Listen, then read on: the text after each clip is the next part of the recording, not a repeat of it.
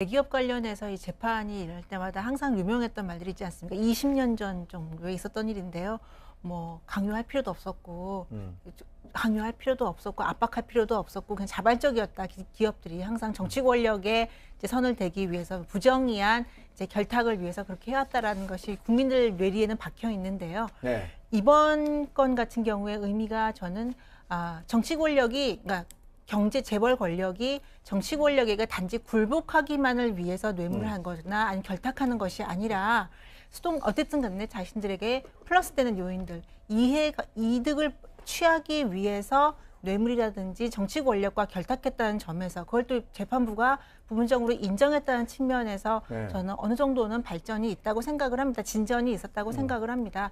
이제 다만 정말 이 시대에는 더 이상은 정치 권력과 자본 권력이 부정의하게 결탁하거나 담합할 수 있는 시대는 이미 지났고 그것을 우리나라에 사실은 가장 선도적으로 나가야 하는 정치권과 경제계가 가장 뒤늦게 따라가는 것이 아닌가 이런 점에서는 뭐 정치권도 반성을 해야 되고요. 물론 네. 경제권뿐만 아니라 정치권이 먼저 앞서서 반성을 해야 되는 거 아닌가 싶습니다. 왜냐하면 수동적 뇌물이라는 측면에서 되게 많이 와닿는데요. 적극적이거나 능동적이라기보다는 경제권에서 어째 자본이 정치 권력에 의해서 수동적으로라도 뇌물을 줄 수밖에 없는 상황이 반복된다는 점에서는 정치권이 먼저 앞서서 반성을 해야 되는 거 아닌가 싶습니다.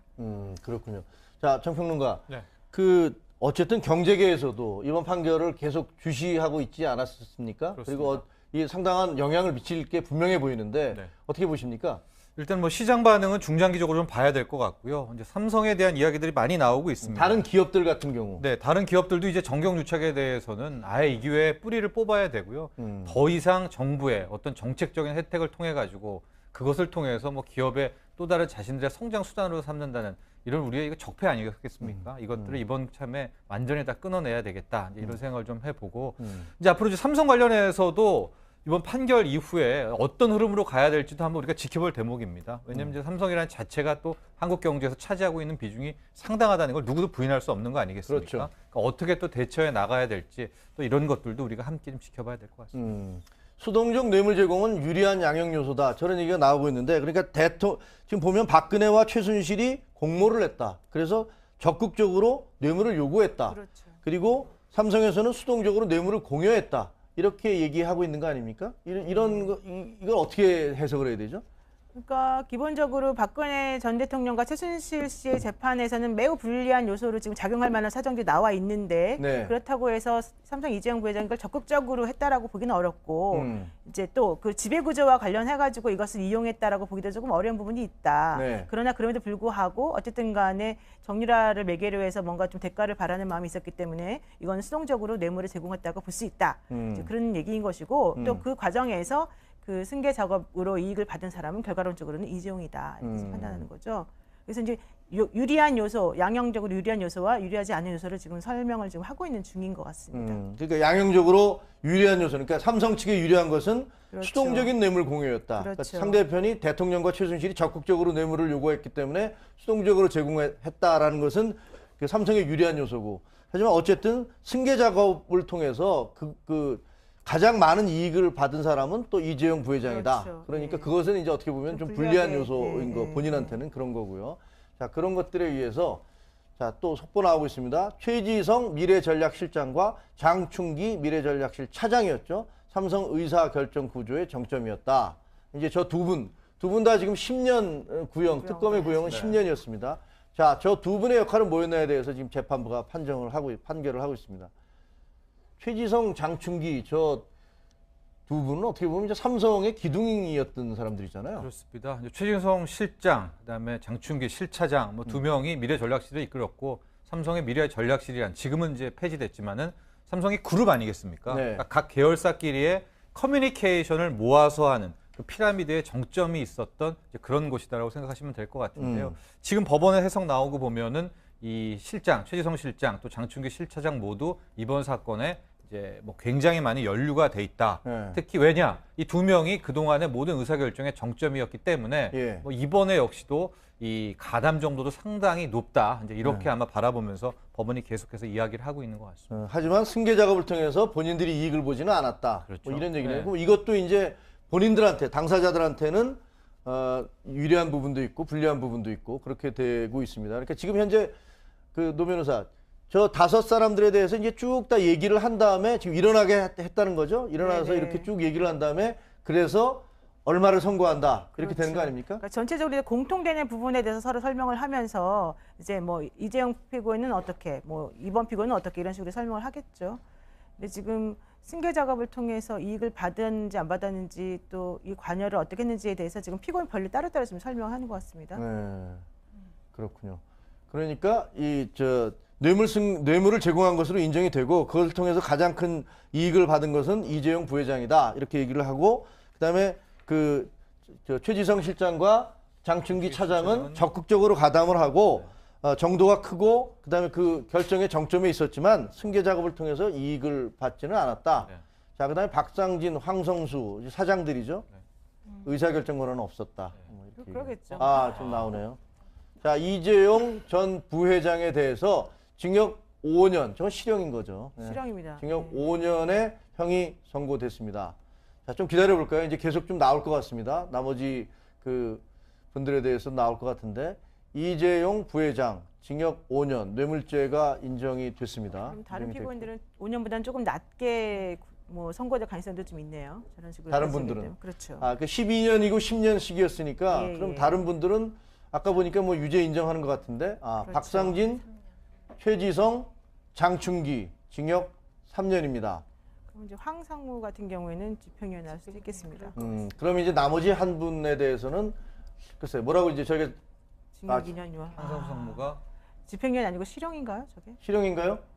징역 2년 6월? 그 5년. 자, 다시 한번 정리해 드리면 지금 이재용 삼성전자 부회장에 대해서 재판부는 징역 5년 뇌물죄를 인정을 했고요. 징역 5년형을 내렸습니다. 그리고 최지성 실장과 그다음에 장충기 그렇죠? 그다음에 박상진 네. 그 세 분에 대해서는 징역 3년의 형을 선고를 했고요. 그다음 황성수 상무에 대해서는 그분은 2년 전무였죠? 6월입니다. 네, 전무. 네, 네, 2년 그분에 6월. 대해서는 2년 6월입니다. 2년 2년 6월 네. 이렇게 되는 거죠. 네. 네. 자, 그러면 노 변호사 저렇게 형량 선고가 되고 나면 그다음에 이 이후의 절차는 어떻게 됩니까? 일단 이제 그 재판장이 나가고 그러면은 다시 이제 교도관을 통해서 다시 구치소로 돌아갑니다. 그리고 이제 그 항소할 수 있다라고 하는 그 얘기를 이제 하고 재판장이 퇴정을 하기 때문에 그 이후에 이제 항소를 할지 말지 결정을 일주일 안에 해야 되는 겁니다. 그럼 현재 지금 저 재판정에 집유가 없기 때문에 지금 재판정에 출석했던 그 나머지 네 분 있잖아요. 이 사람들도 다 지금 그 수감이 되는 겁니까? 법정 구속이 될 수밖에 법정 없죠. 구속이 되는 거예요? 예, 그러니까 지금 불구속 재판을 받고 있었지 않습니까? 나머지 네 분은 그런 경우는 전부 다 법정 구속이 되는 거죠. 지금 징역 3년에 법정 구속을 했군요. 아. 그렇군요. 자, 지금 뭐 저 세계 재판이라는 이 삼성전자 이재용 부회장 집행유예 나오죠. 박상진, 황선수 저분은 두 분은 집행유예는 집행유예군요. 맨 마지막에 말을 하거든요. 네. 이렇게 다 나온 다음에. 그러니까 저희가 지금 계속 이렇게 예, 하고 있는 그 중이라서. 약간의 예, 예. 저 착오가 생긴 건 시간차가 있습니다. 얼마 형을 한다. 그리고 다 끝난 다음에 그러나 형의 집행을 유예한다. 그렇죠. 이렇게 하기 맨 때문에 마지막에 하는 제가 말이라서. 계속 속보로 전달해 드리다 보니까 좀 좀 착오가 생겼는데요. 자, 박상진 사장과 황성수 전무 두 분에 대해서는 집행유예. 저분들이 이제 돌아가겠네요. 그리고 나머지 의사결정의 그 주체가 아니라고 지금 판단했기 때문에 집행유예를 한 것 같습니다. 그러면 이제 그러면 장충기, 최지성, 그다음에 최지성 이 이 두 두 분은 분들은 이제 법정 구속이 된 가능성이 거고요. 있죠. 자, 그렇군요. 뭐 세계의 재판이라고 하는데 지금 처음에 재판장이 뭐 부정한 청탁을 묵시적으로 직접적으로 했다고 만났을 때 인정할 수 없다라고 얘기했을 때는 이거 좀 뇌물죄를 인정하지 그렇죠. 않는 것인가 이렇게 네. 됐었는데 자, 한번 얘기를 좀 해주시죠. 자, 이 판결이 앞으로 어떤 식으로 우리 사회에 미칠 영향, 그 다음에 또 지금 전 여당 국회의원도 나오셨고 또 야당 국회의원, 지금 현재 야당 전 국회의원도 나오셨고 또 법조계에서도 나오셨으니까 어쨌든 우리 사회에 굉장히 큰 파장과 영향을 미칠 게 분명하지 않습니까? 이 부분에 대해서 좀 얘기를 해볼까요? 정철진 시사경제평론가부터 좀 들어볼까요? 일단은 뭐 그동안에 우리 사회에 참 오래 경제계에 나왔던 이제 정경유착에 대한 하나의 이제는 고리를 끊는 참 그런 어떤 단초가 됐었으면 하는 그런 바람도 가져봅니다. 특히 가장 우리나라 그룹에 우리 경제 또 정점에 있다는 삼성의 뭐 오너의 수장 아니겠습니까?에 대한 또 뇌물죄에 대한 유죄 판결이 나옴으로써 앞으로 이런 것들이 이제는 더 이상은 뭐 그룹들, 재벌들과 당국 정치계가 이렇게 결탁을 해가지고 하는 이런 것들에 대한 그 뿌리 뽑히는 그런 하나의 시작점이 됐으면 그런 바람 가져봅니다. 경제계에서는 어떻게 반응할 것 같습니까? 글쎄요, 이거 좀 봐야 될 것 같은데 이제 삼성 자체로만 바라보는 시각은 좀 여러 개가 있는 건 사실입니다. 가령 이재용 부회장이 없을 때 뭐 중기적인 이런 뭐 투자나 이런 것들을 할 수 있느냐? 아니다. 삼성이라는 건 이미 글로벌 기업이기 때문에 가능하다. 뭐 이런 삼성의 내부의 문제들은 있을 것 같고요. 다른 그룹들에게 미치는 영향은 이제 상당 부분 있을 것 같습니다. 그래서 뭐 더 이상 어떤 그룹은 이제 대관 업무 자체를 뭐 관두겠다. 죄송합니다. 네. 잠깐만요. 지금 저희가 최지성 미래전략 전 실장이죠. 장충기 차장에 대해서 징역 3년이라고 했는데요. 징역 4년입니다. 징역 4년. 원래 이제 구형량은 10년이었는데 징역 4년이었고 그 아까 이재용 부회장이 징역 5년이니까 그러니까 저분들도 그 혐의가 못지않다, 작지 않다 이렇게 판단을 한 모양입니다. 징역 4년을 해서 두 분은 법정 구속이 됐습니다. 자, 죄송합니다. 끊어서 죄송하고요. 네, 뭐 그런 반응까지 지금 나오고 있거든요. 그러니까 아마 그런 문화들이 하나하나 지금부터 첫걸음을 뗐으면 하면 좋겠습니다. 이건 최 의원께 여쭤보기 전에 그거 이제 항소하거나 이럴 거 아닙니까? 그렇죠. 그 절차에 대해서 아마 당연히 뭐 항소하지 않겠습니까? 어떻게 될 것 같습니까? 판결을 선고한 날로부터 일주일 안에 항소를 해야만 하고요. 일주일? 예, 예. 그러니까 지금 법정 구속됐으니까 아마 그 바깥에 있는 변호인들이 오늘 당장 항소를 할지 아니면은 판결문을 받아보고 나서 할지 그건 좀 확인을 해봐야 됩니다만 어쨌든 일주일 안에 판결 선고일로부터 그 항소를 해야 되는 것이고요. 지금 이제 법정 구속된 그 두 분과 이재용 부회장 이제 세 분은 같이 구치소 그 호송차를 타고 이제 서울구치소 쪽으로 이제 가셔야 되는 거고요. 가게 되면 이제 그 신체 검사 다 하고 가지고 있던 물건들을 전부 다 이제 영치하고 다시 이제 번호 받고 그리고 이제 방 배정 받으면서 그 구치소 생활을 시작을 하게 되는 겁니다. 지금 저 이재용 그 부회장이 구속된 게 2월 28일이었죠. 그래서 8월 27일이 1심 만기가 6개월 아니었습니까? 네네. 그래서 6심 됐는데 그럼 2심 뭐 이게 계속 법정 공방이 계속될 것 같은데 2심은 기간이 어떻게 되죠? 그건 상관이 없습니다. 어차피 이제 법정 구속 그러니까 실형이 나왔기 때문에 네. 1심에서 지금 5년의 실형이 나오지 않았습니까? 네. 그러니까 그 2심, 3심에 있어서 뭐 언제까지 이 판결을 내려야 된다 이런 그런 제한은 이제 없는 셈이죠. 그럼 이제 언제 어떻게 결정될지는 우리가 2심이 언제 열리고 이런 것들 우리가 지금 알 수가 없는 그런 상황이네요. 그렇지만 이제 그럼에도 불구하고 실질적으로는 그 빨리빨리 해주긴 합니다. 기본적으로는 그 구속돼 있는 상황들에.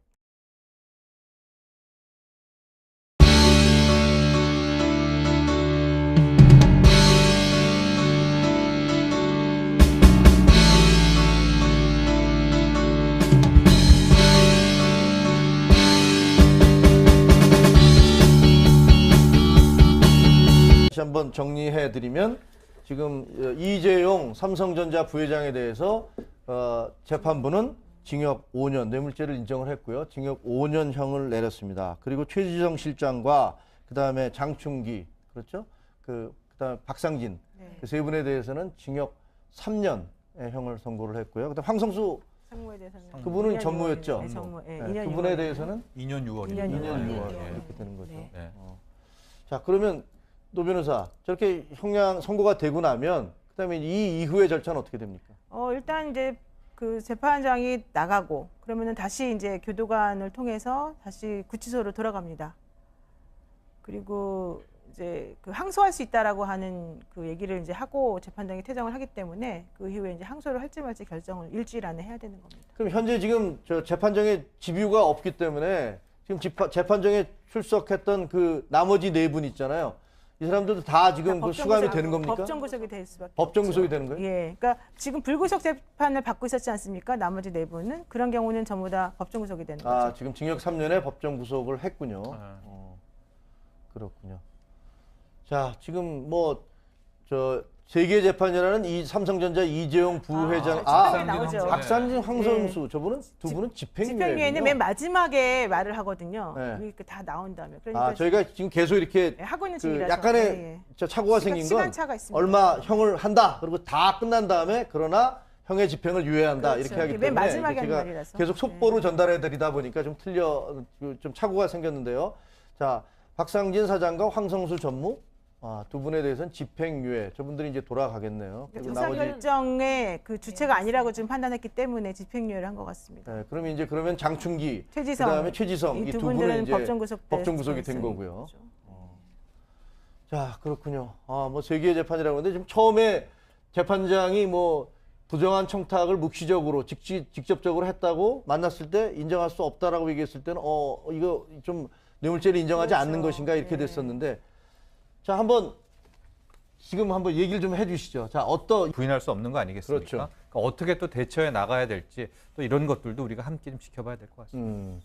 수동적 뇌물 제공은 유리한 양형 요소다. 저런 얘기가 나오고 있는데, 그러니까 지금 보면 박근혜와 최순실이 공모를 했다. 그래서 적극적으로 뇌물을 요구했다. 그렇죠. 그리고 삼성에서는 수동적으로 뇌물을 공여했다. 이렇게 얘기하고 있는 거 아닙니까? 이걸 어떻게 해석을 해야 되죠?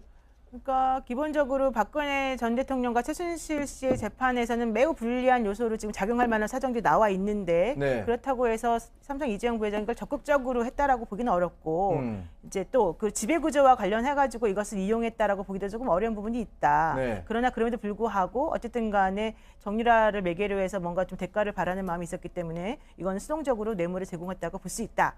이제 그런 얘기인 것이고, 또 그 과정에서 그 승계 작업으로 이익을 받은 사람은 결과론적으로는 이재용이다, 이렇게 판단하는 거죠.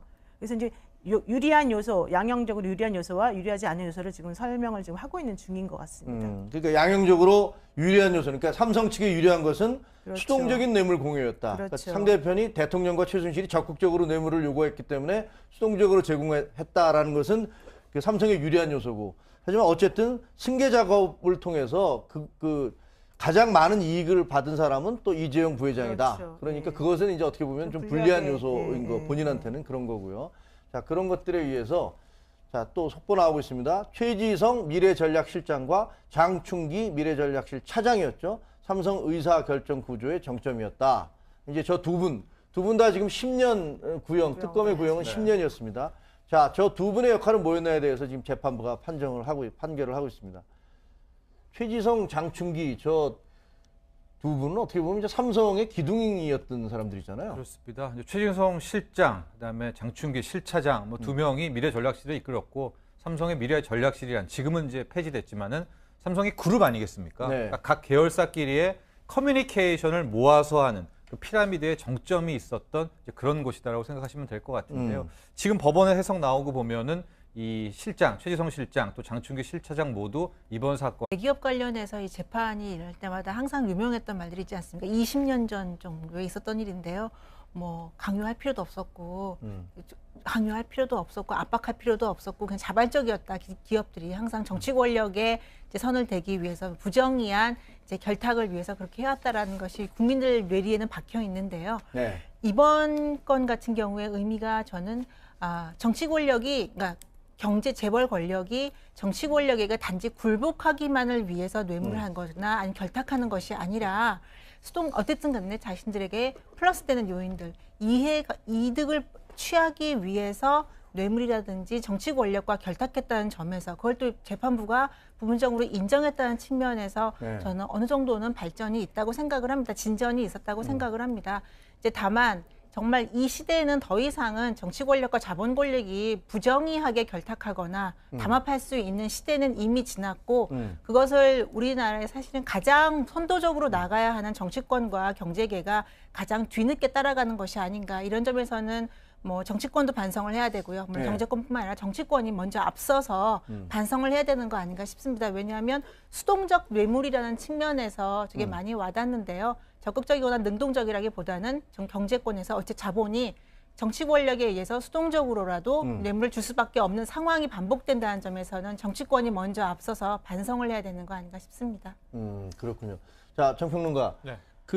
어쨌든 경제계에서도 이번 판결을 계속 주시하고 있지 않았습니까? 그렇습니다. 그리고 이 상당한 영향을 미칠 게 분명해 보이는데 네. 어떻게 보십니까? 일단 뭐 시장 반응은 중장기적으로 좀 봐야 될 것 같고요. 이제 삼성에 대한 이야기들이 많이 나오고 있습니다. 다른 기업들 같은 경우. 네, 다른 기업들도 이제 정경유착에 대해서는 아예 이 기회에 뿌리를 뽑아야 되고요. 더 이상 정부의 어떤 정책적인 혜택을 통해 가지고 그것을 통해서 뭐 기업의 또 다른 자신들의 성장 수단으로 삼는다는 이런 우리의 이거 적폐 아니겠습니까? 이것들을 이번 참에 완전히 다 끊어내야 되겠다. 이제 이런 생각을 좀 해보고 이제 앞으로 이제 삼성 관련해서도 이번 판결 이후에 어떤 흐름으로 가야 될지도 한번 우리가 지켜볼 대목입니다. 왜냐하면 이제 삼성이라는 자체가 또 한국 경제에서 차지하고 있는 비중이 상당하다는 걸 누구도 번에 이제 뭐 굉장히 많이 연루가 돼 있다. 예. 특히 왜냐? 이 두 명이 그동안의 모든 의사결정의 정점이었기 때문에 예. 뭐 이번에 역시도 이 가담 정도도 상당히 높다. 이제 이렇게 아마 바라보면서 법원이 계속해서 이야기를 하고 있는 것 같습니다. 하지만 승계 작업을 통해서 본인들이 이익을 보지는 않았다. 그렇죠. 뭐 이런 얘기네요. 네. 그럼 이것도 이제 본인들한테 당사자들한테는 유리한 부분도 있고 불리한 부분도 있고 그렇게 되고 있습니다. 그러니까 지금 현재 그 노 변호사 저 5사람들에 대해서 이제 쭉 다 얘기를 한 다음에 지금 일어나게 했다는 거죠. 일어나서 네네. 이렇게 쭉 얘기를 한 다음에 그래서 얼마를 선고한다 이렇게 되는 거 그렇죠. 아닙니까? 그러니까 전체적으로 공통되는 부분에 대해서 서로 설명을 하면서 이제 뭐 이재용 피고인은 어떻게, 뭐 이번 피고인은 어떻게 이런 식으로 설명을 하겠죠. 근데 지금 승계 작업을 통해서 이익을 받았는지 안 받았는지 또 이 관여를 어떻게 했는지에 대해서 지금 피고인 별로 따로따로 지금 설명하는 것 같습니다. 네, 그렇군요. 그러니까 이 저 뇌물을 제공한 것으로 인정이 되고 그것을 통해서 가장 큰 이익을 받은 것은 이재용 부회장이다 이렇게 얘기를 하고 그다음에 저 최지성 실장과 장충기 차장은 적극적으로 가담을 하고 정도가 크고 그다음에 그 결정의 정점에 있었지만 승계 작업을 통해서 이익을 받지는 않았다. 네. 자 그다음에 박상진, 황성수 사장들이죠. 의사결정 권한은 없었다. 뭐 이렇게 그러겠죠. 좀 나오네요. 자, 이재용 전 부회장에 대해서 징역 5년, 저건 실형인 거죠. 네. 실형입니다. 징역 5년의 형이 선고됐습니다.